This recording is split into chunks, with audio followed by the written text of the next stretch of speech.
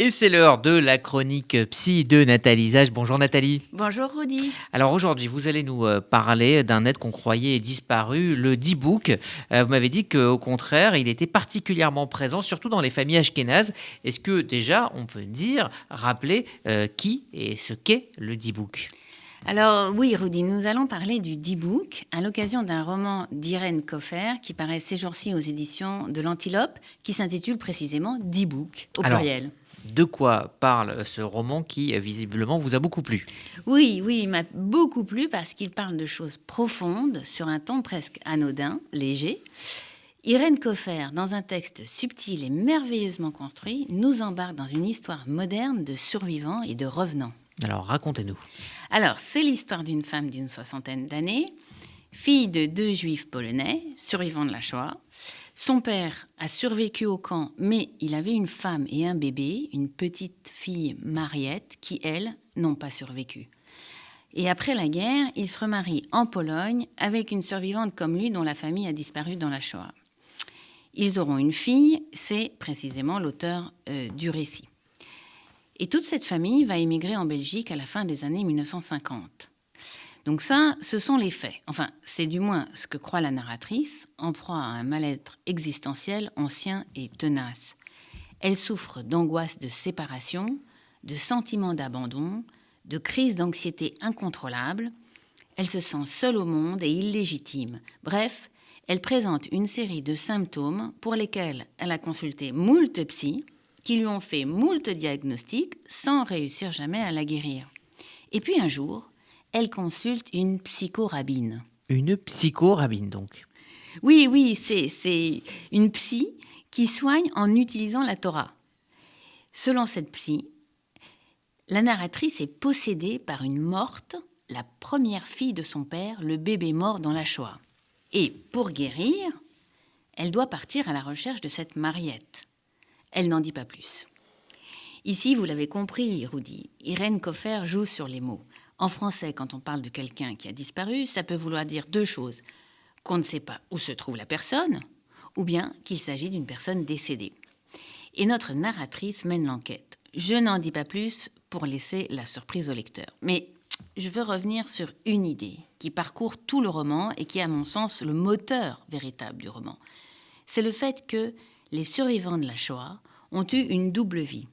Celle qu'ils ont montrée à leurs enfants nés après la Shoah et à tous ceux qui n'ont pas connu le génocide, et une autre vie, celle des camps, celle qu'ils ont eue secrètement dans leur fort intérieur et qu'ils ont partagée uniquement avec ceux qui avaient eu la même expérience qu'eux. Les survivants sont comme des émigrés. Ils ont 2 langues, souvent 2 noms, un pour chaque monde. Ils ont parfois 2 familles, une dans chaque pays. Et il arrive que les uns soient totalement ignorants de l'existence des autres. Je vous laisse imaginer, Rudy, ce qui se passe quand les enfants découvrent l'autre face de leurs parents, l'existence qu'ils leur cachent.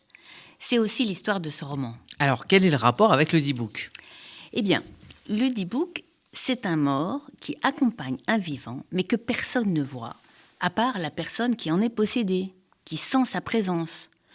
Le D-Book fait avoir au vivant une autre existence que la sienne, une sorte de double vie.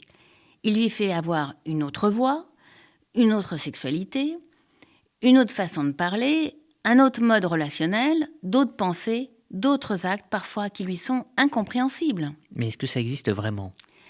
Dans la tradition, un D-Book est un mort mal mort, disparu avant son heure.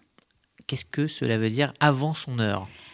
Ça veut dire que, vivant, il s'était engagé dans des actions avec un projet d'existence. Il allait se marier, il allait faire des études par exemple, ou monter une entreprise. Peut-être avait-il des dettes, ou au contraire, lui devait-on de l'argent. Sa disparition a tout interrompu. Sa famille, ses collègues, son monde, sa synagogue sont restés suspendus. Et c'est cette suspension généralisée qui l'empêche précisément de quitter notre monde, de rejoindre le monde des morts, le monde à venir.